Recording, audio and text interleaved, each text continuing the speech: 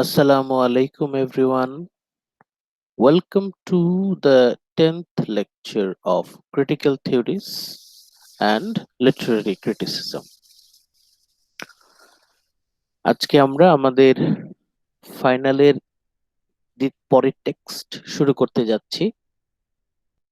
আমরা ওয়ার্ডসওয়ার্থের preface complete করেছি। আজকে আমরা শুরু করতে যাচ্ছি তারই friend and colleague Samuel Taylor Coleridge, তার একটা বিখ্যাত কাজ, খুবই গুরুত্বপূর্ণ কাজ, বায়োগ্রাফিয়া লিটারারিয়া। আজকে আমরা এই বিষয়ে একটা ওভারভিউ নেব। বায়োগ্রাফিয়া লিটারারিয়া এটা হচ্ছে আমাদের পরবর্তী টেক্সট। এই টেক্সটটা আমাদেরকে একটু সাবধানে যেতে হবে, কারণ এই টেক্সটে কিছু কমপ্লেক্স আইডিয়াস আছে, সেগুলো সহজ করে আলোচনা করে তারপর আস্তে আস্তে সামনে যেতে হবে, না হলে আমরা পরবর্তীতে সমস্যায় পড়ে যাব। একটু আস্তে আস্তে আলোচনা করতে হবে এটা। আর এমনিতেও রমজানে আমাদের ক্লাসের টাইমটা খুব লিমিটেড, 1 আওয়ার। অন্যরা জয়েন করতে করতে আমরা একটু একটু করে আলোচনা শুরু করি। সো আসসালামু আলাইকুম স্যার। ওয়ালাইকুম আসসালাম। বায়োগ্রাফিয়া লিটারারিয়া, আজকে আমরা এই টেক্সটটা সম্পর্কে একটা ওভারভিউ, একটা ওভারঅল আইডিয়া লাভ করার চেষ্টা করব। প্রথমেই আমরা এই বায়োগ্রাফিয়া লিটারারিয়া এই টেক্সটার কিছু গুরুত্বপূর্ণ তথ্য যেগুলো আমাদের জানা জরুরি, কি ফ্যাক্টস সম্পর্কে আমরা একটু আইডিয়াটা নেই। বায়োগ্রাফিয়া লিটারারিয়া or biographical sketches of my literary life and opinions. এই টেক্সটার আরেকটা টাইটেল আছে, একটা টাইটেল তো আমরা বললাম বায়োগ্রাফিয়া লিটারারিয়া, এই নামে টেক্সটটা আছে।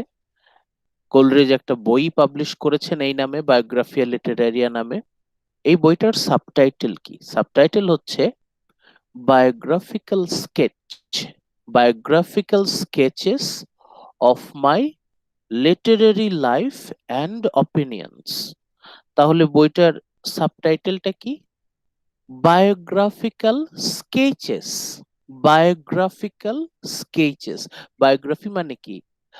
আত্মজীবনী, তাই তো? আত্মজীবনীমূলক স্কেচেস। স্কেচ বলতে বিভিন্ন ঘটনা, বিভিন্ন গল্প, বিভিন্ন অ্যানেকডোট, ছোট ছোট কাহিনী, ঘটনা। স্কেচ, আমরা স্কেচ বলতে কি বুঝি সাধারণত? পেন্সিল দিয়ে স্কেচ করে, ছবি আঁকে। আরেকটা স্কেচ হচ্ছে কোন ছোট্ট ঘটনা বা ইনসিডেন্ট।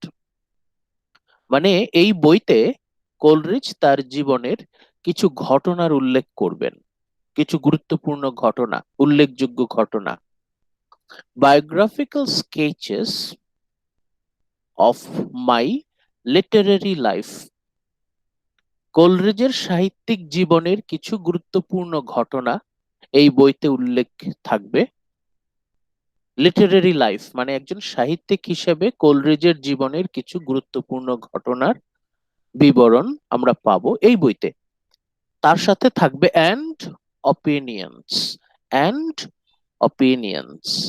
কোলরিজ তার কিছু সাহিত্যিক মতামত, লিটারারি অপিনিয়ন, কোলরিজের কিছু সাহিত্যিক মতামত, অপিনিয়ন আমরা এই বইটাতে পেয়ে যাব।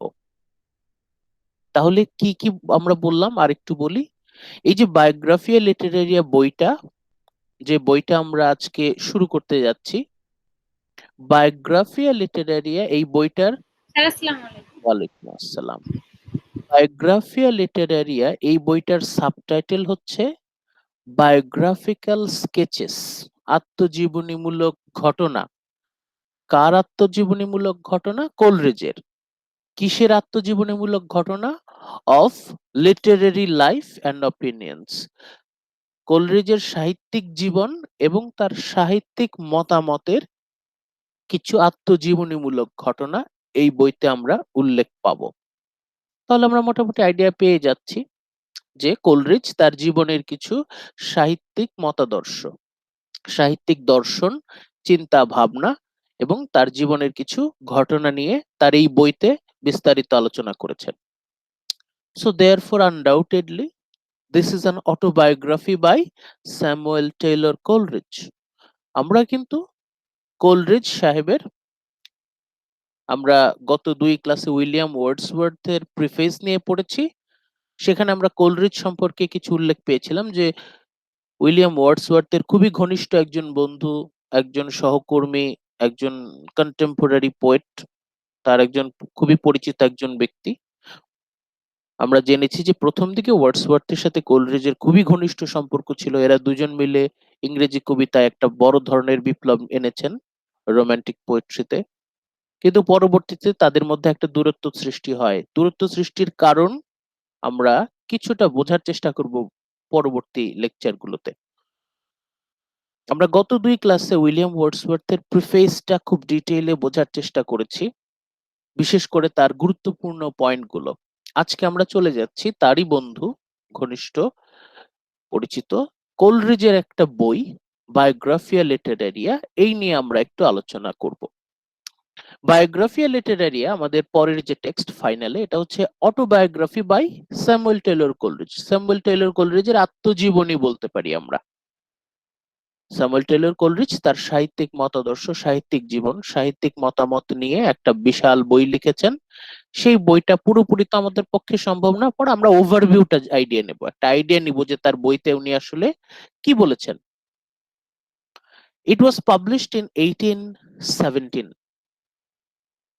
1817 আমরা গত গত 2 ক্লাসে যে প্রিফেস পড়েছি, preface to Lyrical Ballads, preface ওয়ার্ডসওয়ার্থের যে ইন্ট্রোডাকশন, সেটা পাবলিশ হয়েছিল, প্রাইমারিটা পাবলিশ হয়েছিল 1800 সালে, আর যেটা আমরা এক্সাক্ট পড়েছি ওটা 1802 সালে।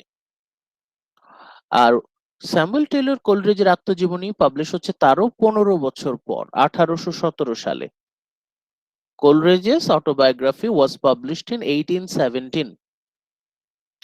শুধু তাই না, এটা এত বড় বই যে একবারে বের করা সম্ভব হয়নি। কোলরিজ 2 খণ্ডে বের করেছেন, 2 ভলিউমস, ইন 2 ভলিউমস, এবং 2 ভলিউম মিলিয়ে 23 চ্যাপ্টার্স, বিশাল বই। এখন আমাদের পক্ষে এত বড় বই, আমাদের পক্ষে কিন্তু এত বড় বই সেটা কভার করা সম্ভব না। আমরা শুধুমাত্র ওই বইটার ওভারভিউ সম্পর্কে আইডিয়া নিব, গুরুত্বপূর্ণ কিছু মতামত সেগুলো আমরা ডিটেইলস আলোচনা করব। The first intended title was Autobiographia Literaria.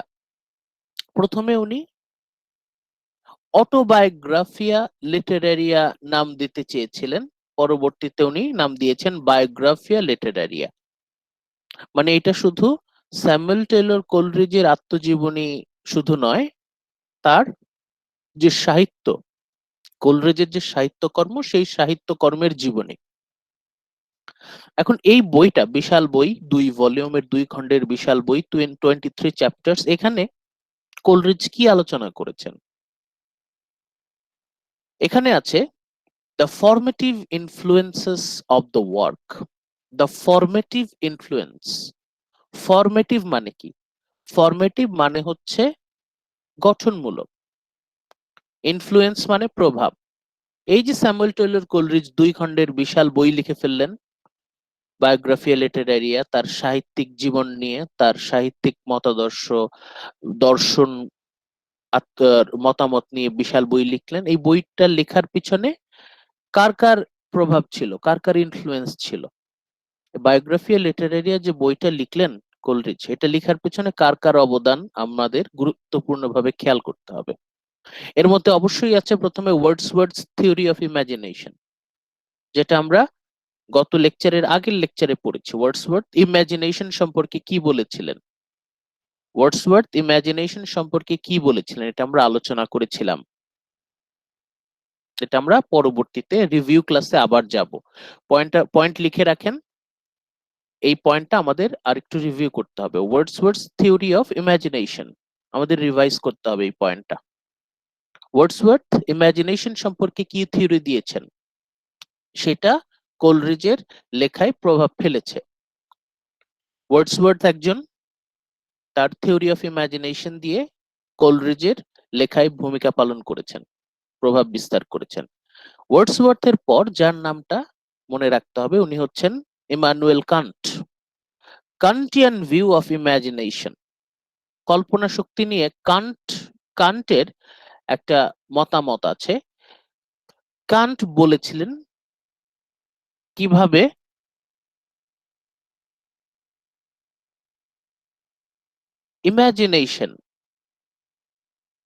Imagination কিভাবে আমাদের যে ক্ষমতাকে আকৃতি দেয়, আমাদের ইমাজিনেশন কল্পনা শক্তি কতটা গুরুত্বপূর্ণ এই বিষয়ে কান্ট মতামত দিয়েছেন। 2 নম্বর হচ্ছে Kant. Finally number 3, David Hartley. David Hartley and associationist psychology, এই 3টা বিষয় কোলরিজের ফিলসফিতে প্রভাব বিস্তার করেছে। 3জন ব্যক্তি, Wordsworth, Immanuel Kant, David Hartley.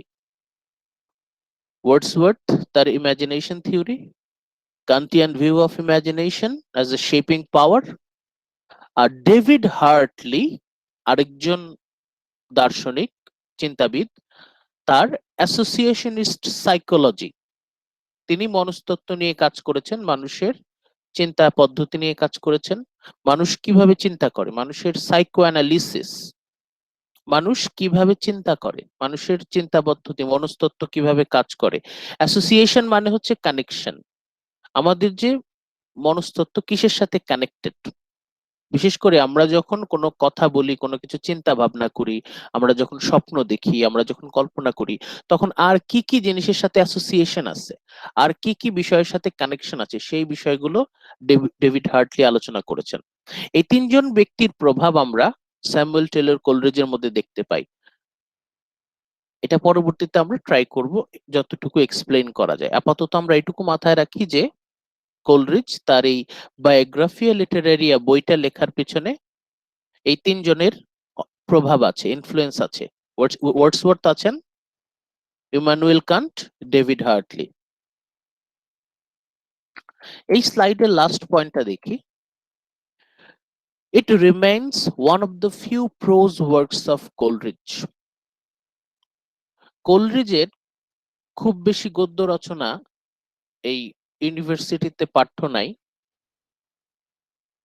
খুবই অল্প কিছু প্রোজ। কোলরিজের খুব অল্প কিছু গদ্য পাঠ্য আছে, তার মধ্যে এটা একটা। It is remain one of the few prose works of Coleridge which continues to be read. এটা এখন পর্যন্ত পড়া হয়, বেশ গুরুত্ব দিয়ে পড়া হয়। And it is valuable, খুবই মূল্যবান, এখনো পর্যন্ত খুবই মূল্যবান, as being the chief vehicle of his very important contribution to critical theory. Critical theory, আমাদের কোর্সের নাম কিন্তু critical theory and literary criticism, তাই না? আমাদের কোর্সের নামই হচ্ছে critical theory and literary criticism.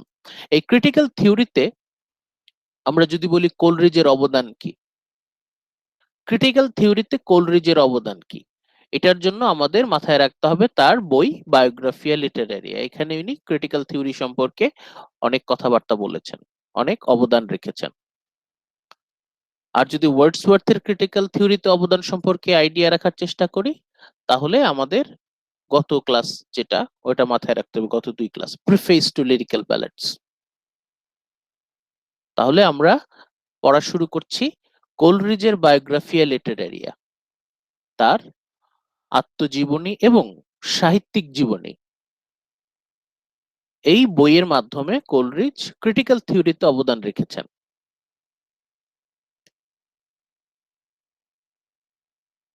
এবার কোলরিজ তার এই বইতে যে গুরুত্বপূর্ণ বিষয়গুলো নিয়ে আলোচনা করেছেন, তার প্রথমেই আছে হচ্ছে নেচার অ্যান্ড সেলফ। এই দুটো বিষয় প্রথমে ক্লিয়ার করতে হবে। নেচার, নেচার মানে কি? নেচার মানে প্রকৃতি। গাছপালা, নদী নালা, পাহাড় পর্বত, আমাদের আশেপাশে যা কিছু আছে সেগুলোকে বলি প্রকৃতি, নেচার। আর সেলফ মানে কি? সেলফ মানে সত্তা, আমার নিজের অস্তিত্ব। এই দুটো বিষয় নিয়ে প্রথমে কোলরিজের মতামত আমরা একটু বোঝার চেষ্টা করি। আমি রিকোয়েস্ট করব ইরফান হাসান। ইরফান হাসান শুনতে পাচ্ছেন? ইয়েস স্যার, শুনতে পাচ্ছি। হ্যাঁ, প্রথম দুটো পয়েন্ট একটু পড়েন, নেচার সেলফ নিয়ে দুটো পয়েন্ট পড়েন। Okay, sir. Nature and self. Coleridge definition. Number one, nature. The sum of all that is objective is passive and unconscious. Number two, self or intelligence. The sum of all that is subjective is vital and conscious. ওকে ইরফান, কি বলছে nature কি? Nature হচ্ছে passive and unconscious, অচেতন। খালি চোখে দেখলে মনে হবে প্যাসিভ, কোনো কাজ করছে না, একদম নিশ্চল পড়ে আছে, অচেতন। যা কিছু অচেতন, যা কিছু জড় পদার্থ, প্যাসিভ আনকনশিয়াস, জড় এবং অচেতন যা কিছু আছে সেগুলোকে আমরা বলি হচ্ছে নেচার। জড় এবং অচেতন মানে হচ্ছে অবজেক্টিভ, অবজেক্ট, বস্তু। প্রকৃতিতে আমরা দেখি যে আমাদের মনে হয় গাছ, পাথর, পাহাড়, নদী, সাগর, এগুলোকে আপাত দৃষ্টিতে মনে হয় হচ্ছে প্যাসিভ, জড় বস্তু, আনকনশিয়াস, অচেতন। এবং এগুলোকে আমরা বিভিন্ন কাজে ব্যবহার করি, অবজেক্ট হিসেবে ব্যবহার করি। আমাদের চারপাশে যত অবজেক্ট আছে, আমাদের চারপাশে যত ন্যাচারাল অবজেক্ট, যদি বলি যত ন্যাচারাল অবজেক্ট আছে প্লাস ম্যানমেড অবজেক্ট আছে, যত অবজেক্ট আছে সবগুলোকে যদি আমি একত্রিত করি তাহলেই বলতে পারি এটা হচ্ছে প্রকৃতি। মানে আমাদের চারপাশে যত বস্তু আছে সবকিছুর সমাবেশকে আমরা বলি হচ্ছে নেচার, প্রকৃতি। এবং নেচারকে আমরা আপাতত মনে হয় প্যাসিভ, আনকনশিয়াস। নেচারকে আমরা ধরে রাখি অবজেক্টিভ, প্যাসিভ, আনকনশিয়াস। খালি চোখে দেখলে মনে হয় এটা হচ্ছে জড় এবং অচেতন। আর সেলফ ইন্টেলিজেন্স, বুদ্ধিমত্তা, সত্তা ওর বুদ্ধিমত্তা বলতে আমরা কি বুঝি?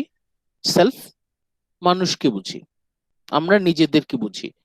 The some of all that is subjective. Subjective, subjective মানে হচ্ছে যেটা ব্যক্তিগত, যেটা আমার নিজের সত্তার সাথে connected. It is vital and conscious. এটা জীবন্ত এবং সচেতন। যা কিছু জীবন্ত, যা কিছু সচেতন, সেটাকে আমরা বলি হচ্ছে সেলফ অর ইন্টেলিজেন্স। আমরা কিন্তু গাছ, গরু, ছাগল, মহিষ, এই পশু পাখি, এগুলোকে কিন্তু আমরা সচেতন বলি না। এগুলোকে আমরা কিন্তু প্রায় প্যাসিভ বলি, আনকনশিয়াস বলি। কারণ গরু, ছাগল, গবাদি পশু, পশু পাখি এসবগুলোকে আমরা ব্যবহার করি, ওগুলো কিন্তু প্রকৃতির অংশ। তার মানে সহজ ভাষায় বলতে গেলে মানুষ হচ্ছে সেলফ অর ইন্টেলিজেন্স, আর মানুষ ছাড়া যা কিছু আছে সবকিছু হচ্ছে প্রকৃতি, নেচার। আপাতত এটুকু মাথায় রাখি আমরা। কোলরিচ তার ডেফিনেশনে মোটামুটি এটাই বুঝিয়েছেন যে নেচার কি, অবজেক্টিভ, প্যাসিভ, আনকনশিয়াস। আমাদের চারপাশে পাহাড়, নদী, পর্বত, গবাদি পশু, পাখি, কীট পতঙ্গ যা কিছু আছে সবকিছুকে আমাদের মনে হয় প্যাসিভ, আনকনশিয়াস। যদিও তারা নড়াচড়া করতে পারে, যদিও তাদের জীবন আছে, কিন্তু কনসিয়াসনেস বলতে আমরা বুঝি হচ্ছে মানে চেতনা। আমাদের ধারণা হচ্ছে এইসব মানে প্রাকৃতিক উপাদানের চেতনা প্রায় নেই বললেই চলে, থাকলেও খুব অল্প, এত অল্প যে ওটা আমরা ধরি না। নেচারের যেসব অবজেক্ট সবগুলো প্যাসিভ এন্ড আনকনশিয়াস। আর মানুষ, সেলফ ইন্টেলিজেন্স, এদেরকে আমরা বলি সাবজেক্টিভ, ভাইটাল, কনশিয়াস। বুদ্ধিমান প্রাণী মানুষ, জীবন্ত এবং চেতনা, চেতনা আছে। এই হচ্ছে নেচার এবং সেলফের ডেফিনিশন। এখন আমরা আসি থার্ড পয়েন্টে। থার্ড পয়েন্টটা পড়েন তো Riyad. All knowledge.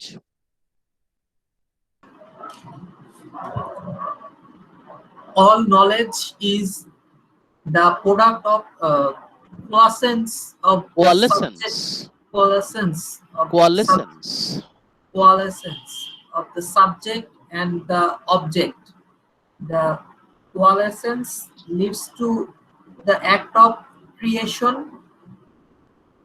Uh, I I am. am. I am. Sir, ওই ওয়ার্ডটার মিনিং স্যার? কোয়ালেসেন্স মানে হচ্ছে কালেকশন, সংগ্রহ, collection. Okay sir. All knowledge, যা কিছু জ্ঞান আমরা অর্জন করি, আমাদের যত জ্ঞান আছে, আমরা যত জ্ঞান অর্জন করেছি, করছি বা করব, সকল জ্ঞান কি? is the product of the coalescence of subject and object. এই যে নেচার অ্যান্ড সেলফ, নেচার হচ্ছে আমরা বলছি অবজেক্ট, সেলফ বলছি সাবজেক্ট।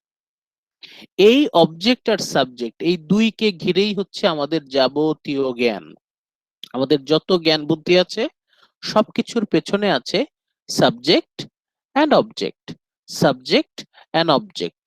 আমাদের নিজেদের জীবন, আমাদের নিজেদের বুদ্ধিমত্তা, আমাদের vital consciousness plus the passive and unconsciousness of nature, এই সব কিছু ধারণার উপর ভিত্তি করে আমাদের যাবতীয় জ্ঞান, যত জ্ঞান আছে সবকিছুর মূলে আছে নেচার অ্যান্ড সেলফ, সবকিছুর মূলে আছে সাবজেক্ট অবজেক্ট। এই যে কালেকশন অফ নলেজ, এই কালেকশন অফ নলেজ দিয়েই কিন্তু আমরা ধীরে ধীরে ক্রিয়েশন করি। আমরা বিজ্ঞান ও প্রযুক্তিতে উন্নত হচ্ছি, আমরা নতুন নতুন বিষয় আবিষ্কার করছি, আমরা ধারণা আবিষ্কার করছি, ডিসকভারি হচ্ছে, ইনভেনশন হচ্ছে, আমরা সৃষ্টি করছি। আমরা আমাদের সৃষ্টির পিছনে আছে কি? জ্ঞান। জ্ঞান মানে কি? Collection of the ideas about object and subject. এবং ফাইনালি ক্রিয়েশন করতে করতে আমরা আমাদের নিজেদের যে অস্তিত্ব সৃষ্টি করি। আই অ্যাম, আমরা কি, আমাদের নিজেদের সম্পর্কে একটা ধারণা সৃষ্টি হয়। ওকে রিয়াদ, পরের দুটো পড়েন।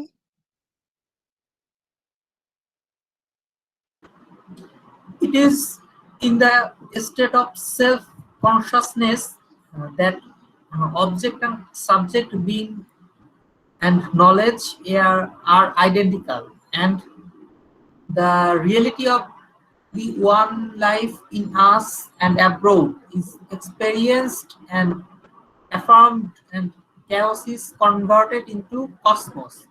ওকে, পরের দুটো পয়েন্ট অ্যাকচুয়ালি ওয়ান পয়েন্ট। কখন আমাদের মধ্যে সেলফ কনসিয়াসনেস জাগ্রত হয়, কখন আমাদের মধ্যে আত্মসচেতনতা, আত্মচেতনা, সত্যিকারের চেতনা জাগ্রত হয়? যখন আমরা বুঝতে পারি যে আসলে নেচার এবং সেলফ এক, অবজেক্ট এবং সাবজেক্ট মূলত এক। নেচারকে আমরা মানুষের থেকে আলাদা করে ফেলি, কিন্তু আমরা ভুলে যাই যে আমরাও প্রকৃতির একটা অংশ। প্রকৃতি মানে সবকিছু, এভরিথিং। মানুষকে আলাদা করে ফেললে সেটা কিছু হলো না, মানে এটা হচ্ছে একটা টেম্পোরারি সেপারেশন আমরা বলতে পারি। আলটিমেটলি কিন্তু human beings are part of nature. Nature এবং সেলফ আইডেন্টিক্যাল, একে অন্যের সাথে ওতপ্রোতভাবে জড়িত, একে অন্যের সাথে জড়িত। অবজেক্টিভ সাবজেক্টিভ একে অন্যের সাথে জড়িত। যা কিছু প্যাসিভ সেটাই আবার ভাইটাল, যা কিছু আনকনসিয়াস সেটাই আবার কনসিয়াস। যখন আমরা এটা রিয়েলাইজ করতে পারি যে আসলে মানুষ প্রকৃতির অংশ, যখন আমরা রিয়েলাইজ করতে পারি যে নেচার এবং সেলফ আইডেন্টিক্যাল, যখন আমরা রিয়েলাইজ করতে পারি যে অবজেক্ট আর সাবজেক্ট আর আইডেন্টিক্যাল, তখন আমরা সেই আলটিমেট নলেজটা অ্যাচিভ করতে পারি। যখন আমরা বুঝতে পারি, যখন আমরা রিয়েলাইজ করতে পারি যে we self and nature are one. This is the reality of one life in us and abroad. আমার ভেতরে যে জীবন আছে সেই একই জীবন বাইরেও আছে। The one life in us and abroad, সেলফের ভেতরে যে জীবনটা, নেচারের মধ্যে সেই একই জীবন। আমরা একই জীবনের বিভিন্ন প্রকাশ। We are the different manifestation of same life, supreme life. এটা কিন্তু আমাদের ধর্ম বলে। আমাদের চারপাশে যা কিছু আছে সবকিছু আর the creations of our supreme creator. আল্লাহ বলে কেউ, ভগবান বলে, কেউ ঈশ্বর বলে, গড বলে, বিভিন্ন বলে, সেই ধারণারই একটা অন্যরকম ভার্সন আমরা কোলরিজের আইডিওলজিতে পাচ্ছি, যে ওয়ান লাইফ ইন এভরিথিং, সবকিছুতে একই জীবন প্রবাহিত হচ্ছে, আমরা সবাই একই জীবনের বিভিন্ন প্রকাশ, we are the different manifestations of one life. সেলফের মধ্যে, ইন্টেলিজেন্সের মধ্যে যে জীবনটা আছে, নেচারের মধ্যে সেই একই জীবন প্রবাহিত, নেচার এবং সেলফ একই জীবনের দুইটা প্রকাশ। The reality of one life in life and nature, self and nature, existence of one life in self and nature, object বলি, সাবজেক্ট বলি, ভেতরে সবকিছুর ভেতরেই একটা জীবন আছে। পাথর, পাথরকে দেখে মনে হয় জড় বস্তু, কিন্তু পাথরের মধ্যেও there is a faint trace of life. কেন? পাথর, it was created by the creator or by act of creation, যেটা সৃষ্টি হয় তার মধ্যে কিছুটা সামান্য হলেও জীবনের কিছু অবশেষ থাকে। ইভেন ধূলিকণা, বালু, এর মধ্যেও আমরা পাই জীবনের কিছু অল্প, খুব অল্প হলেও জীবনের একটা অংশ ওখানে থেকে যায়। কিভাবে আমরা প্রমাণ করতে পারি জীবনের অংশ থেকে যায়? কারণ সেই বালু থেকে আরো অনেক কিছু সৃষ্টি করা সম্ভব। যতক্ষণ পর্যন্ত কোনো কিছু থেকে সৃষ্টি করা সম্ভব অন্য কোনো কিছু, যতক্ষণ পর্যন্ত আমরা একটা বিষয়, একটা জিনিসকে আরেকটা জিনিসে পরিণত করতে পারি, ততক্ষণ পর্যন্ত এটার মধ্যে একটা জীবন আছে। অনেক লো লেভেলের লাইফ কিন্তু আছে। আমরা বালু থেকে ক্রিস্টাল তৈরি করতে পারি, আমরা বালু থেকে প্রেসার দিয়ে মানে মূল্যবান ক্রিস্টাল তৈরি করতে পারি, বালু থেকে আমরা কনস্ট্রাকশন করে নানা রকম দালান কোঠা তৈরি করতে পারি। তাহলে এই যে আমরা যখনই কোনো কিছু থেকে আরেকটা কোনো কিছু তৈরি করতে পারবো, যখনই কোনো কিছু থেকে আমরা আরেকটা কোনো কিছু ক্রিয়েট করতে পারবো, তার মানে হচ্ছে ওটার মধ্যে কিছুটা হলেও জীবন অবশিষ্ট আছে। আমাদের জীবনের আইডিয়াটা খুবই লিমিটেড। জীবন বলতে আমরা কি বুঝি? হার্টবিট করবে, নিঃশ্বাস নেবে, খাওয়া দাওয়া করবে, ডিফেকেট করবে, এই বিষয়গুলো থাকবে, কিন্তু ওটা খুবই লিমিটেড। জীবন মানে হচ্ছে যতক্ষণ পর্যন্ত কোনো কিছু রূপান্তরে সক্ষম, ততক্ষণ পর্যন্ত সেটাতে জীবন বিদ্যমান। তার মানে প্রকৃতিতে যত বস্তু আছে, যত প্রাণী আছে, সবকিছুর ভিতরেই জীবন বিদ্যমান। there is one life in us and abroad. যখনই আমাদের মধ্যে সেই জ্ঞানটা আসবে, কে বলছেন? কোলরিজ বলছেন, যখন আমরা রিয়েলাইজ করতে পারবো যে সবকিছুর মধ্যেই এক জীবন, পাথর, নদী, নালা, খাল, বিল, পশু পাখি, পাহাড় পর্বত, বাতাস, গ্যাস, যা কিছু আছে আমাদের চারপাশে, যত বস্তু আছে, যত অবজেক্ট আছে, যত প্রাণী আছে, যত সাবজেক্ট আছে, যত হিউম্যান বিং আছে, সবার ভিতরে একই জীবন। আমরা সবাই একই জীবনের বিভিন্ন রকম প্রকাশ। We are all different manifestations of same life, one life, একটা জীবনের বিভিন্ন প্রকাশ। তখন কি হবে? তখন আমরা রিয়েলাইজ করতে পারবো কিভাবে chaos is converted into cosmos। ঠিক ওই মুহূর্তে আমরা চোখ খুলে দেখতে পাবো এই পৃথিবীকে আপাত দৃষ্টিতে দেখলে মনে হয় বিশৃঙ্খল, chaotic, কিন্তু যখনই আমরা সেই নলেজটা পাবো যে আসলে সবকিছুই এক, everything is connected, everything is one, সবই এক, তখন আমরা দেখবো যে এই আপাত দৃষ্টিতে বিশৃঙ্খলার মধ্যে রয়েছে সুশৃঙ্খলতা। এমনিতে মনে হবে কেয়স, মানে কেওটিক অবস্থা, বিশৃঙ্খলা, কিন্তু এই কেয়স কনভার্ট হয়ে যাবে কসমসে। এই মানে যা কিছু আছে আমাদের চারপাশে, কসমস মানে হচ্ছে everything, everything is United, everything is connected, যা কিছু আছে, যা কিছু যত মানে ক্ষুদ্র ধূলিকণাই হোক না কেন, সবকিছু কানেক্টেড। কিভাবে কানেক্টেড? কারণ সবকিছুই are the creations of supreme creator. সবকিছু, এটা সব, যে কোনো ধর্ম, যে কোনো বিজ্ঞানে এটা বিশ্বাস করতে বাধ্য যে আমরা সবাই কানেক্টেড, আমাদের সবকিছুর মধ্যে একই লাইফ পারমিয়েট করে, বিদ্যমান। কারোর মধ্যে বেশি জীবন, যেমন মানুষের মধ্যে জীবনী শক্তিটা বেশি, আর পাথরের টুকরার মধ্যে জীবনী শক্তি খুবই কম, সামান্য।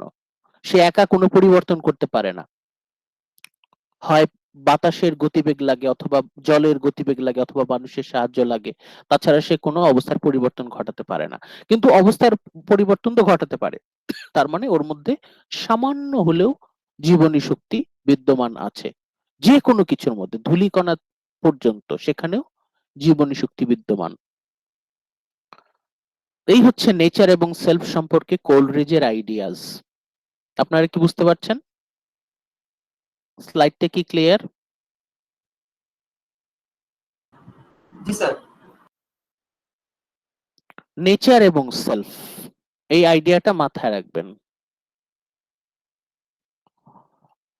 নেচার এবং সেলফ সম্পর্কে আপনাদের আরো কোনো কনফিউশন আছে? Irfan? No sir. No, sir. সবকিছু একই কথা, একটাই কথা, সেটা হচ্ছে আমাদের সবার মধ্যে, মানে পৃথিবীতে যা কিছু আছে সবকিছুর মধ্যে একই জীবন প্রবাহিত, একই জীবন আছে। আমরা সবকিছু, যা কিছু আছে সবকিছু একই জীবনের বিভিন্ন প্রকাশ। আমরা রূপান্তরিত হই। আমরা জন্মের আগে কেমন ছিলাম, আমরা মৃত্যুর পরে কেমন হব, দেখেন আমরা সবকিছুর মধ্যে প্রবাহিত। আমরা প্রবাহিত, উই আর ইন এভরিওয়্যার, আমরা সবকিছুতে বিদ্যমান, সবকিছু কানেক্টেড। এই কথাটা কিন্তু আমাদের ধর্ম বলে, বিজ্ঞান বলে, সবকিছু বলে। এখন এই জন্মে আমাদের মনে হচ্ছে আমরা সেপারেটেড, কিন্তু মৃত্যুর পর আপনার শরীর যখন মাটির সাথে মিশে যাবে তখন আপনার যে পার্টিকেল সেটা কিন্তু ছড়িয়ে যাবে। সবকিছু কানেক্টেড, এভরিথিং ইজ কানেক্টেড। এই কথাটাই কোলরিজ বোঝাতে চেয়েছেন প্রথমে, নেচার এবং সেলফ। আমরা এমনিতে নেচারকে মানুষের থেকে আলাদা করে ফেলি, কিন্তু আমরা ভুলে যাই যে নেচার এবং সেলফ আইডেন্টিক্যাল। এবার আমরা আসি কোলরিজের সবচেয়ে গুরুত্বপূর্ণ আইডিয়া, যেটা নিয়ে আমরা পরবর্তী ক্লাসগুলোতে অনেক আলোচনা করব, বিপুল আলোচনা করব। সঞ্জিদা দেখতে পাচ্ছেন? সঞ্জিদা,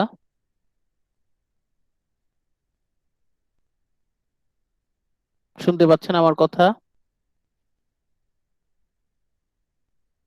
সুমাইয়া সুমি, শুনতে পাচ্ছেন? Yes, sir. পড়েন তো শুরু থেকে। Creative imagination.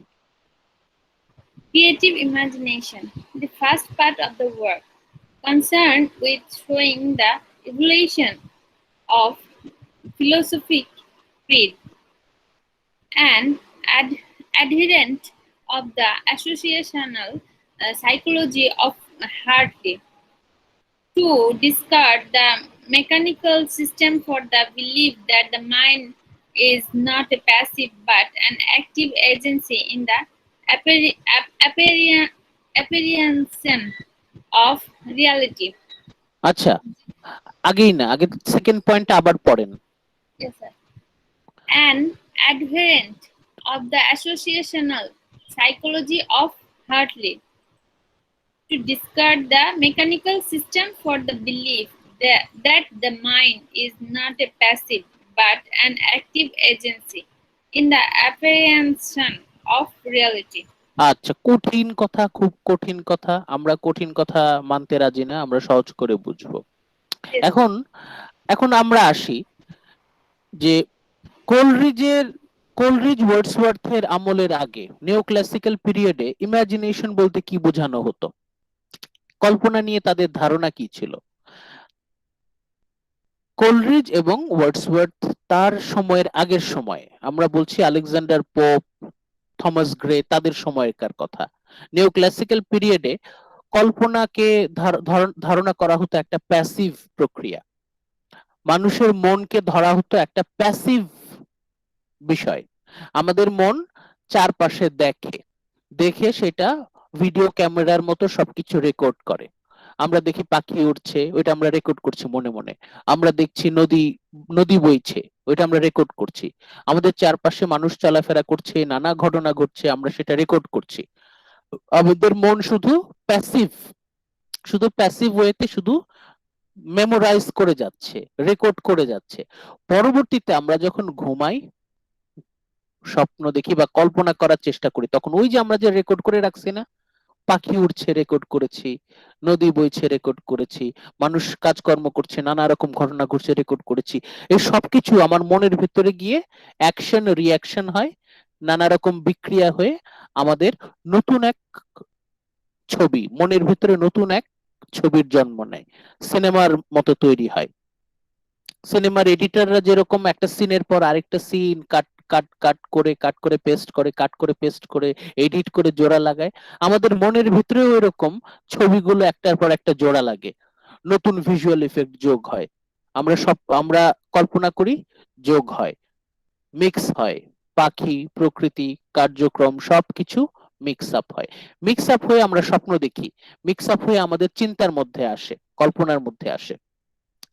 তাহলে নিওক্লাসিক্যাল পিরিয়ডে আইডিয়া ছিল যে আমাদের মনটা হচ্ছে প্যাসিভ, কিন্তু কোলরিজ ওয়ার্ডসওয়ার্থ তারা তাদের চিন্তা ভাবনার মাধ্যমে প্রমাণ করতে চাইছেন যে না, আমাদের মানুষের মন মোটেও প্যাসিভ না, দিস ইজ অ্যাক্টিভ, এবং ইমাজিনেশন মোটেও কোনো মেকানিক্যাল প্রসেস না, এটা কোনো যান্ত্রিক প্রসেস না।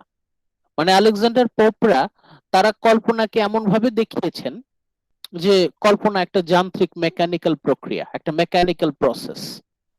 কোলরিজ এসে বললেন না, imagination is a creative process, mind is not passive but active. সেই বিষয়টাই আমরা এই স্লাইডে দেখতে পাচ্ছি। ক্রিয়েটিভ ইমাজিনেশন হচ্ছে প্রথম ফিলোসফিক্যাল ক্রিড, ক্রিড মানে হচ্ছে বিলিভ, ফিলোসফিক ক্রিড মানে হচ্ছে দার্শনিক বিশ্বাস, ফিলোসফিক্যাল বিলিভ।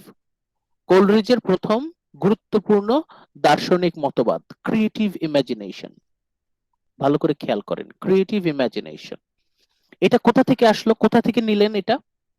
কোলরিজ এই আইডিয়াটা, ক্রিয়েটিভ ইমাজিনেশন আইডিয়াটা উনি নিচ্ছেন from associational psychology of David Hartley, হার্টলের অ্যাসোসিয়েশনাল সাইকোলজি।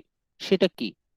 আমাদের মন সবসময় বিভিন্ন জিনিসের মধ্যে কানেকশন খুঁজে বের করার চেষ্টা করে, কানেকশন থাকলেও খুঁজে বের করার চেষ্টা করে, না থাকলেও খুঁজে বের করার চেষ্টা করে। অবভিয়াস জিনিসের মধ্যে কানেকশন তো এমনিতেও বের করে ফেলে, আর সম্পূর্ণ আলাদা দুটো বস্তুর মধ্যে কানেকশন তারা বের করে ফেলে। ফর এক্সাম্পল, আমরা যখন মিডের আগে অ্যারিস্টটলের পোয়েটিক্সে মেটাফোর পড়েছি, মেটাফোরে আমরা কি দেখেছি? দুইটা আনলাইক, সম্পূর্ণ আলাদা দুটো বস্তুর মধ্যে আমরা কানেকশন খুঁজে বের করার চেষ্টা করেছি। Life is a setting San, life is setting সান, এইখানে একদিকে লাইফ আর একদিকে সেটিং সান, দুটো সম্পূর্ণ আলাদা বস্তু, কিন্তু হিউম্যান মাইন্ড এতটাই ক্রিয়েটিভ যে সম্পূর্ণ আনলাইক দুটো অবজেক্টের মধ্যেও কানেকশন তৈরি করে ফেলে, এবং এই কানেকশনের ফলে যে ডিপ মিনিং সেটাও বের করে ফেলে। মানে হিউম্যান মাইন্ড মোটেও প্যাসিভ না, মানে একেবারে আলাদা দুটো বস্তুর মধ্যেও সে কানেকশন বের করে এবং গভীর অর্থ বের করে ফেলে। হিউম্যান মাইন্ড কিন্তু তাহলে খুবই ক্রিয়েটিভ, খুবই অ্যাক্টিভ, তাই না? কি বলেন আপনারা? এটা কি চারটিখানি কথা? No, sir.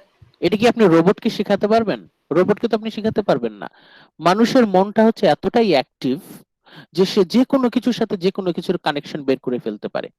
মানুষের সাথে পাথরের টুকরা আমরা কানেকশন বের করে ফেলি না, যে তার পাথরের মতো মন? মানুষের সাথে আমরা হীরের কানেকশন বলি, যে হীরের টুকরা ছেলে, সোনার টুকরা ছেলে। ঠিক আছে, আমরা আমাদের মন হচ্ছে খুবই বিচিত্র, খুবই সৃষ্টিশীল। আমরা সেই সৃষ্টিশীলতা বেশিরভাগ সময় নেগেটিভ দিকে ব্যবহার করি, হয় ব্যবহার করি না অথবা নেগেটিভ দিকে ব্যবহার করি। খুব কম মানুষ সেটাকে পজিটিভ দিকে ব্যবহার করে। মানুষের মন খুবই অ্যাক্টিভ, খুবই ক্রিয়েটিভ, খুবই ভাইটাল, খুবই কনসিয়াস। মানুষের মাইন্ড সবসময় একটার সাথে আরেকটা কানেকশন সৃষ্টি করে। সেই কানেকশনের মাধ্যমেই কিন্তু সায়েন্টিস্টরা, বিজ্ঞান নানা রকম প্রযুক্তি আবিষ্কার করছে। যারা ফিলোসফার তারা নানা রকম মতবাদ দিচ্ছে, যারা শিল্পী তারা শিল্পকর্ম সৃষ্টি করছে, সঙ্গীত, নাট্যকর্ম, চিত্রকলা, কবিতা, উপন্যাস, গল্প, সবকিছুর মূলে আছে মাইন্ড কানেকশন। শিল্পী তার মন দিয়ে কানেকশন বের করে, অ্যাসোসিয়েশন বের করে। এখন যে মাইন্ড এত ক্রিয়েটিভ, সেই মাইন্ড কি করে প্যাসিভ হয়? সেই জন্য কোলরিজ বেশ জোর দিয়ে বলছেন to discard the mechanical system for the belief. Neoclassical পিরিয়ডে একটা মেকানিক্যাল সিস্টেম ফর বিলিফ ছিল, একটা যান্ত্রিক পদ্ধতিতে মনে করা হতো যে মাইন্ড ইজ প্যাসিভ, এবং সেইটার বিরুদ্ধে কোলরিজ একদম সরাসরি বললেন যে না, হিউম্যান মাইন্ড মোটেও প্যাসিভ না, human mind is very very active, human mind is creative, the mind is not a passive but an active agency, খুবই active in the apprehension of reality. Apprehension মানে কি? অ্যাপ্রিহেনশন মানে বাস্তবতাকে যখন সে উপলব্ধি করে, observe করে, রিয়েলাইজ করে, in the realisation of reality, বাস্তবতাকে যখন মানুষের মন উপলব্ধি করে তখন সে খুবই অ্যাক্টিভ। মানুষের মন খুবই অ্যাক্টিভ, সে যে কোনো কিছুর সাথে যে কোনো কিছুর কানেকশন বের করে, এবং এই কানেকশনই হচ্ছে আমাদের যাবতীয় সৃষ্টি, যাবতীয় ইনভেনশন, আবিষ্কার, সবকিছুর মূলে আছে কানেকশন। কারণ আমাদের মন সবকিছুর মধ্যে কানেকশন বের করে। যত বড় বড় বিজ্ঞানী আছে, শিল্পী আছে, সাহিত্যিক আছে, সবারই মন হচ্ছে ক্রিয়েটিভ, সৃষ্টিশীল। সবারই মন একটার সাথে আরেকটা বিষয়ের কানেকশন তৈরি করে। কানেকশনটা যদি মানুষ আবিষ্কার করতে না পারতো তাহলে আমরা এত চমৎকার এই যে সেলফোন, ইন্টারনেট, টিভি, কত চমৎকার চমৎকার প্রযুক্তিগত আবিষ্কার, এগুলো আমরা পেতাম না। কারণ মানুষের মন কানেকশন বের করতে চায় সব সময়, এবং এর ফলেই যত শিল্পকর্ম, যত সাহিত্যকর্ম, অ্যাসোসিয়েশনাল সাইকোলজি, কানেকশন। আমাদের হিউম্যান মাইন্ড এতটাই অ্যাক্টিভ যে সবকিছুর মধ্যে সে কানেকশন বের করে। দ্য ডিসকাশন, এখন এই যে খুবই অ্যাক্টিভ ক্রিয়েটিভ হিউম্যান মাইন্ড, এটা নিয়ে আলোচনা এর সাথে যোগ হলো involves his definition of imagination. তিনি ইমাজিনেশনের সংজ্ঞা দিয়ে দিলেন, যেটা আমরা পরের স্লাইডে আলোচনা করব। দ্য ডেফিনিশন অফ ইমাজিনেশন, ইমাজিনেশনের উনি আরেকটা নাম দিয়েছেন, সেটা কি? এমপ্লাস্টিক পাওয়ার। এটা অবশ্যই একটা ক্ষমতা, কল্পনা এটা একটা ক্ষমতা, এবং এটা এমপ্লাস্টিক পাওয়ার, ইমাজিনেশন অর এমপ্লাস্টিক পাওয়ার। তাহলে ইমাজিনেশন বিষয়টা কি? ইমাজিনেশন হচ্ছে এমন এক ক্ষমতা, this is such a faculty by which, যার মাধ্যমে দ্য সোল, আমাদের আত্মা, perceives the spiritual unity of universe. এই ক্ষমতার মাধ্যমে আমাদের যে আত্মা, আমাদের চেতনা উপলব্ধি করে the spiritual unity of the universe, আমাদের এই মহাবিশ্বে যা কিছু আছে সবকিছু ইউনাইটেড। আমাদের কল্পনা ক্ষমতা দ্বারা, কল্পনা শক্তির দ্বারা আমাদের মন রিয়েলাইজ করে, অনুধাবন করে যে আমাদের চারপাশে যা কিছু আছে, এই মহাবিশ্বে যা কিছু আছে, যা কিছু আছে সবকিছু স্পিরিচুয়ালি ইউনাইটেড, আত্মিকভাবে কানেক্টেড। যখনই আমরা এটা রিয়েলাইজ করতে পারি যে সবকিছুই কানেক্টেড, যদি সবকিছুই কানেক্টেড হয় তাহলে সবকিছুর সাথে সবকিছুর কানেকশন আছে, তাই না? ভালো করে খেয়াল করেন, মাথা ঠান্ডা রেখে খেয়াল করেন, সবকিছুই কানেক্টেড। সবকিছু যদি কানেক্টেড হয় তাহলে আমাদের মন সবকিছুর সাথে সবকিছুর কানেকশন পাবে না? পৃথিবীতে বিলিয়ন বিলিয়ন অবজেক্ট আছে, এই বিলিয়ন বিলিয়ন অবজেক্টের মধ্যে আছে billions and billions of connection. বুঝতে পারছেন? Yes, sir. আচ্ছা, একটু একটু ওয়েট করেন, আমি একটা কল আসছে।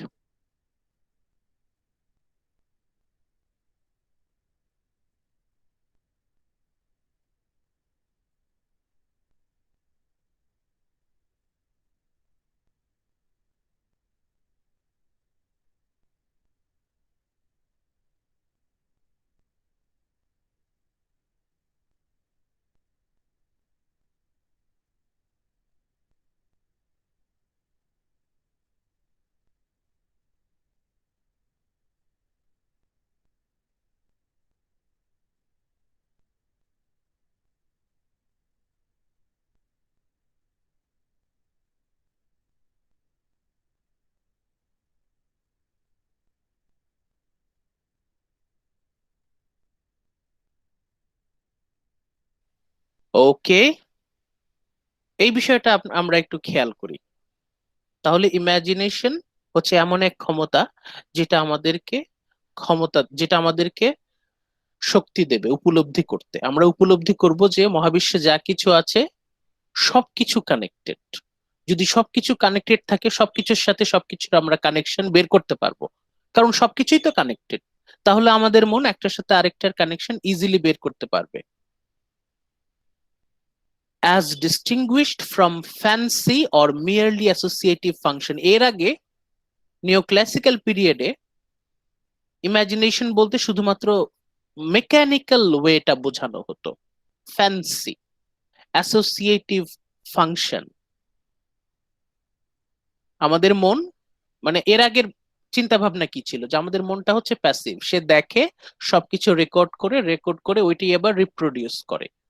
কিন্তু আমাদের মন মোটেও প্যাসিভ না, এটা ভেরি ভেরি অ্যাক্টিভ। আমাদের মাইন্ড যখন অ্যাক্টিভেটেড হয় তখন সেটা রিয়েলাইজ করতে পারে যে এই মহাবিশ্বে যা কিছু আছে সবকিছুই spiritually united, spiritually connected. Okay, fancy and ইমাজিনেশনটা একটু পড়েন। সঞ্জিদা দেখতে পাচ্ছেন? জান্নাতুল ফেরদৌস, আচ্ছা সঞ্জিদা, সঞ্জিদা পড়েন তো শুরু থেকে, Coleridge. Coleridge builds his theory of the basic distinction between fancy and imagination. The term fancy for the 18th century view of imagination, which was essentially mechanical and determined by the law of association. Imagination, on this view, does not modify, much less does it transform the materials that it deals with, but merely reproduces them. In contrast to fancy, imagination is essentially creative. Coleridge subdivides it into the primary and the secondary imagination.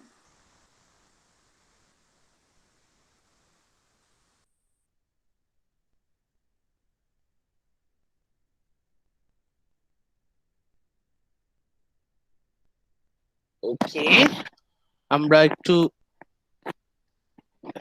Analyse করি।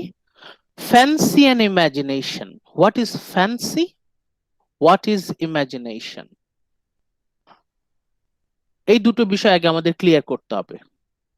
Coleridge তার যে theory of imagination, যেটা আমরা বলছি প্রথমে আমাদের বুঝতে হবে, থিওরি অফ ইমাজিনেশনের প্রথমে উনি কল্পনাকে দুই ভাগে ভাগ করছেন।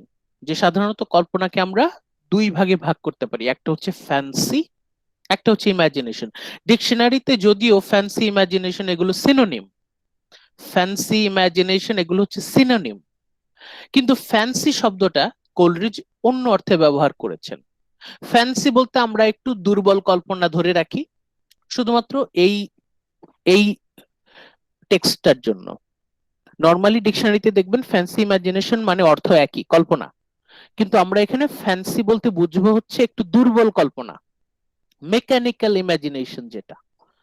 The term fancy for 18th century view of imagination, new classical পিরিয়ডে কল্পনা বলতে যা বোঝানো হতো, which was essentially mechanical, যেটা হচ্ছে যান্ত্রিক কল্পনা, and determined by the law of association, মানে আমাদের মন সবকিছু রেকর্ড করে, ইট records everything and রিপ্রোডিউসেস।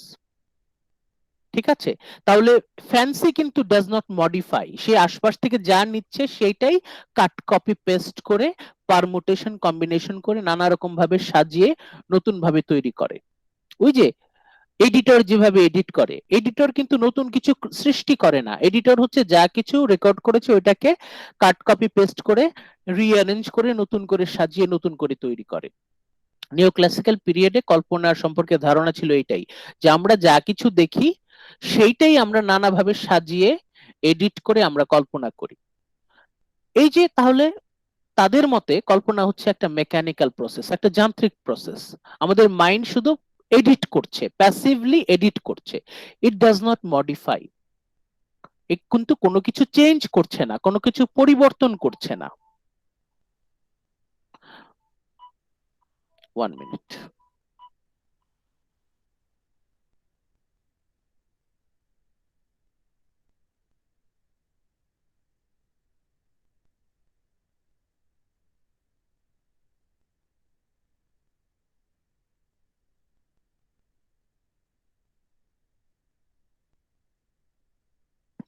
Okay everyone, আমি আমি আপনাদের কাছ থেকে 2 মিনিট সময় নিচ্ছি, আপনারা একটু এই স্লাইডটা একটু পড়তে থাকেন, হ্যাঁ, ফ্যান্সি ইমাজিনেশন একটু পড়তে থাকেন, আমি আসছি 2 মিনিট, হ্যাঁ, শুনতে পাচ্ছেন? Yes, sir. একটু পড়তে Yes, থাকেন, sir. আপনারা একটু আলোচনা করতে থাকেন নিজেদের মধ্যে।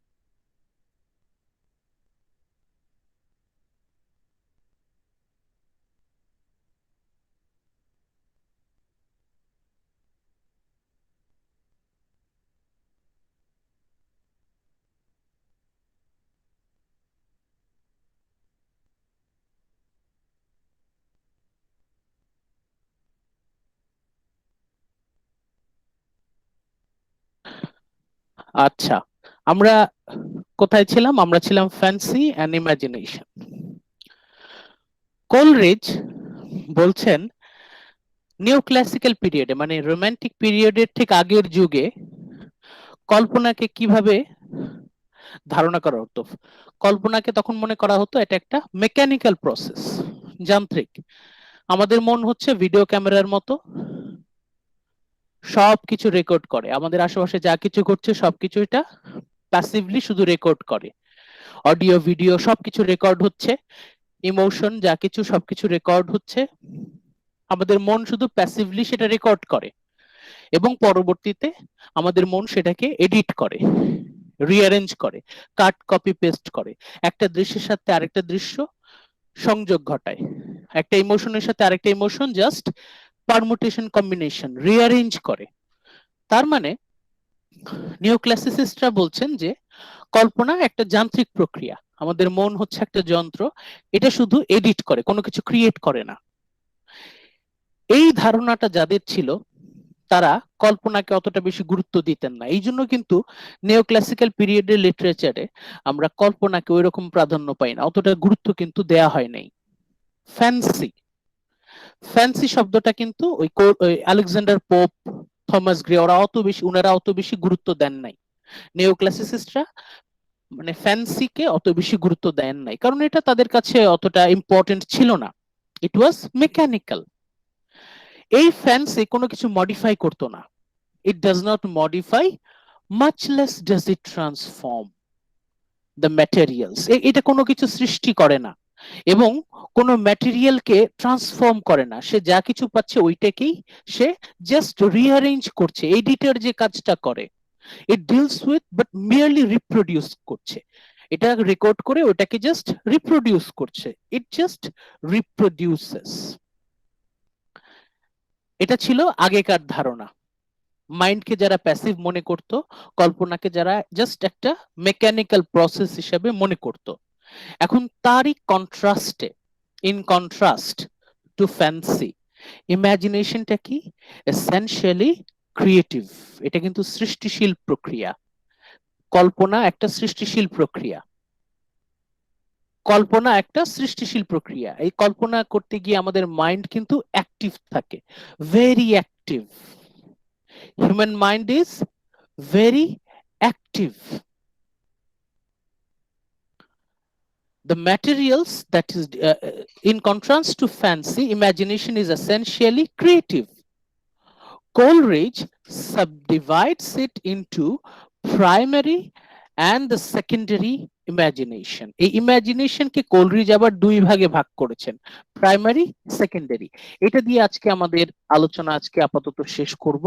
টু টাইপস অফ ইমাজিনেশন নিয়ে আমরা কথা বলবো। দুই ধরনের ইমাজিনেশন আছে, the primary imagination and the secondary or creative imagination. ইমাজিনেশনের আবার দুই রকম প্রকার আছে। প্রাইমারি ইমাজিনেশনটা কি? The elemental power of basic human perception. The elemental power, elemental মানে কি? এলিমেন্টারি মানে কি? প্রাথমিক। এলিমেন্টারি স্কুল বলে না, প্রাথমিক স্কুল, প্রাথমিক বিদ্যালয়। এলিমেন্টাল পাওয়ার মানে হচ্ছে একদম মৌলিক যে ক্ষমতা, যেটা আমাদের সব মানুষেরই একটা মৌলিক ক্ষমতা আছে, একটা সাধারণ ক্ষমতা আছে। সেটা কি? কল্পনা। আমরা সবাই কল্পনা করতে পারি। একটা মানুষ সে যতই বোরিং হোক না কেন, যতই সে মানে মনমরা হোক না কেন, যতই রোবোটিক হোক না কেন, তারও কিন্তু ইমাজিনেশন থাকে। The elemental power of basic human perception. আমাদের প্রতিটা মানুষের যে পর্যবেক্ষণ ক্ষমতা, সেখান থেকে কিন্তু একটা প্রাথমিক কল্পনার ক্ষমতা জন্মায়। It enables us to identify, to discriminate and to synthesize. আমরা, আমাদের মধ্যে সবার মধ্যে এই ক্ষমতা আছে। আমাদের সামনে যখনই কোনো বস্তু থাকে তখন আমরা প্রথমে কি করি? আইডেন্টিফাই করি। আমরা প্রথমে সেটা ইভ্যালুয়েট করি যে আমি কি এটা চিনি নাকি চিনি না। আমরা প্রথমে সেটা আইডেন্টিফাই করার চেষ্টা করি। তারপর আমরা একই রকমের বিষয় জিনিসগুলো সাজানোর চেষ্টা করি। We try to discriminate. 1 minute.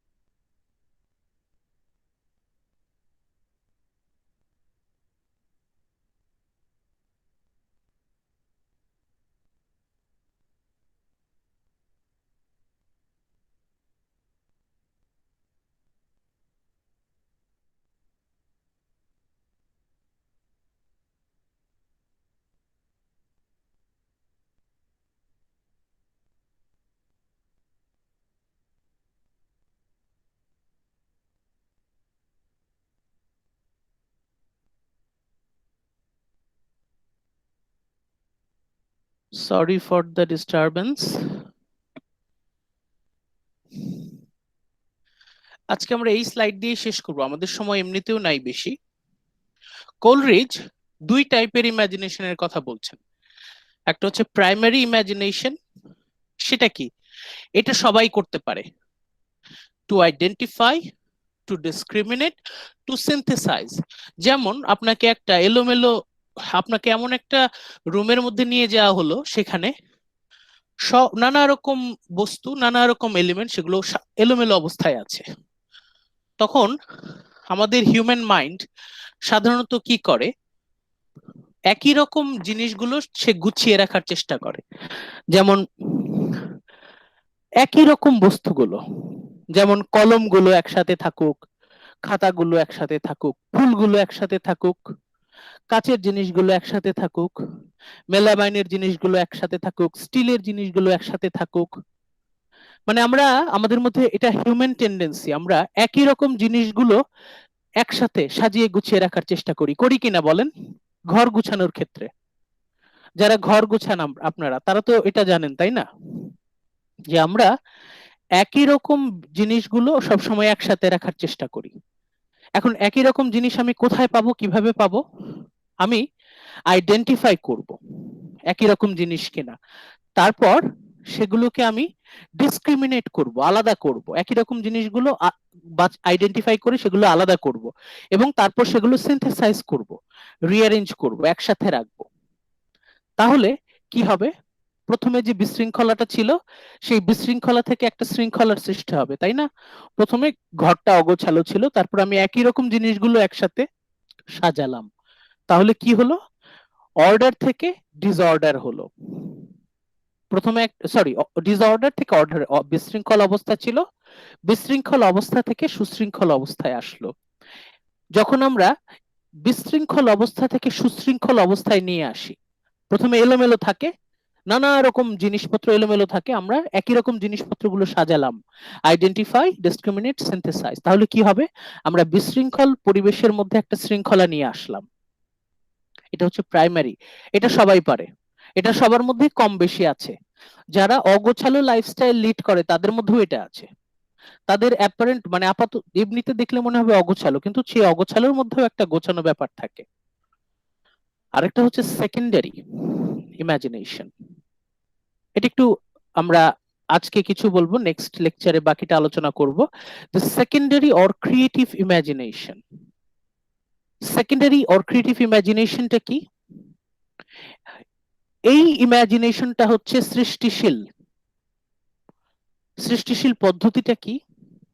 A process of dissolution, diffusion and dissipation. Dissolution মানে হচ্ছে dissolution, diffusion, dissipation, এই তিনটা শব্দের মূলত একই রকম অর্থ। সেটা হচ্ছে কোনো কিছুকে একদম ভেঙে গুঁড়ো গুঁড়ো করে এর মৌলিক উপাদানে ভাগ করে ফেলা, একেবারে তার মৌলিক উপাদানগুলোতে ভাগ করে ফেলা। যা কিছু আছে সবকিছুকে ভেঙে এর মৌলিক উপাদানে নিয়ে যাওয়া।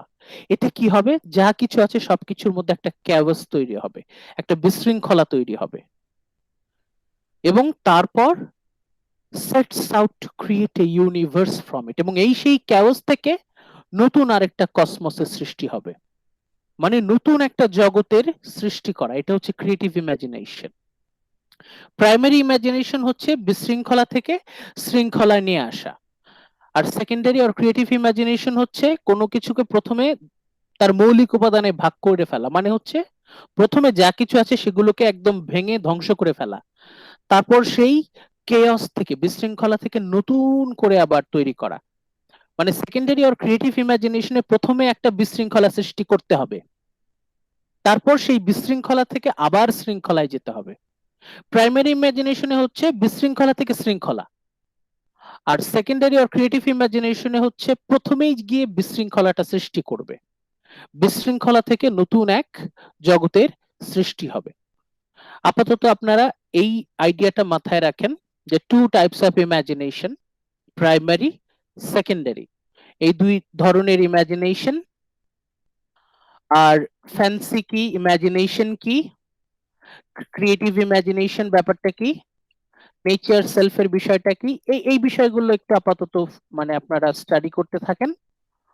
আমরা নেক্সট ক্লাসে এখান থেকেই কন্টিনিউ করব, এখান থেকে আমরা নেক্সট ক্লাসে কন্টিনিউ করব।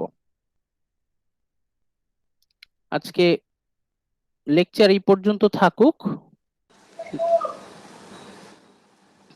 আর হচ্ছে দাঁড়ান বলছি, লেকচার এই পর্যন্তই। এরপরে হচ্ছে আপনাদের ভাইভা যাদের বাকি আছে, তাদের ভাইভাটা নেব। থ্যাংক ইউ এভরিওয়ান, আমি এটার রেকর্ডিংটা শেষ করছি।